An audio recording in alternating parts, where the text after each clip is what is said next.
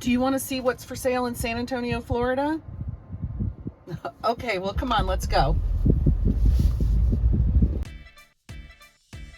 Any given day, the inventory in any city, let alone San Antonio, Florida, can change. So what I'm going to do is touch on a couple of neighborhoods within the city of San Antonio and just outside the city limits, and explain to you the facts and features of those neighborhoods. So the first neighborhood I'll start with is Oak Glen. That would be on the western side of San Antonio. It's a non-gated community with less than 100 homes. There's a small HOA fee and no CDD fee, and there are no amenities. The lot sizes are about a ½ acre. They can be a little bit less, maybe a little bit more, depending on where the lot is located. And the homes were in large built by a company called Inland Homes, but there are some custom home builders in there as well. The next area that I'll cover is Woodridge. Woodridge is another small community, but it's even smaller than Oak Glen. It's less than 50 homes. It also has a small HOA fee, no CDD fees, and also does not have any amenities. It's a little bit closer to the town circle.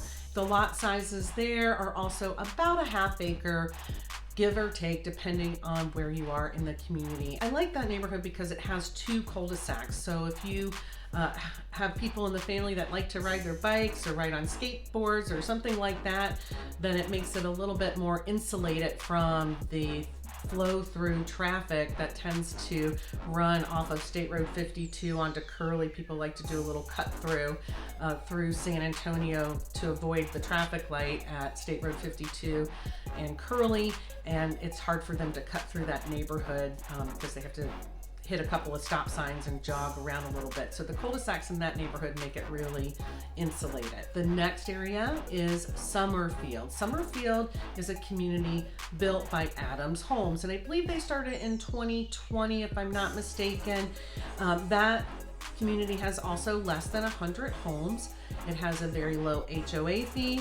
There are no CDD fees, and it also doesn't have any amenities.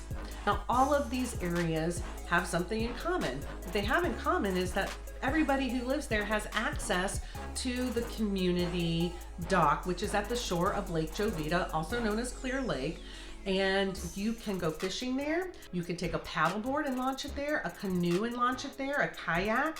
So it doesn't really have a boat ramp per se, but if you can carry it, you can launch it. And then you can have access to the entire lake. San Antonio is a golf cart friendly community. So there are designated streets where you are allowed to drive your golf cart, and that's just something nice to know. But because San Antonio was established in the late 1800s, a large part of our community is not in a formal deed restricted neighborhood per se. And so you will see homes that were built in the early 1900s up until very recently, and it has an eclectic kind of feel where not every other home looks the same.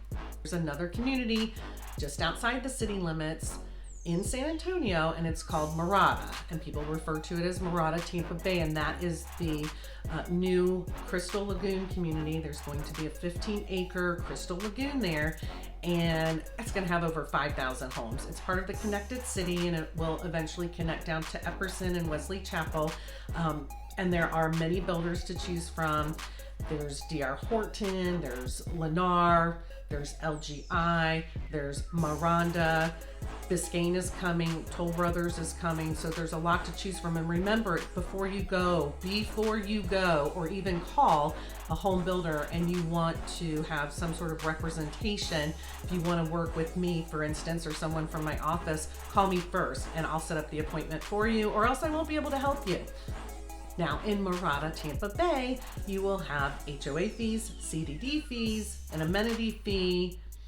It depends on where you live in the community as to what those fees are. Mirada is a golf cart friendly community, and what's nice about living over there is not only is the internet insane, with the fastest internet speeds in the country, There's a Publix right at the entrance to the community.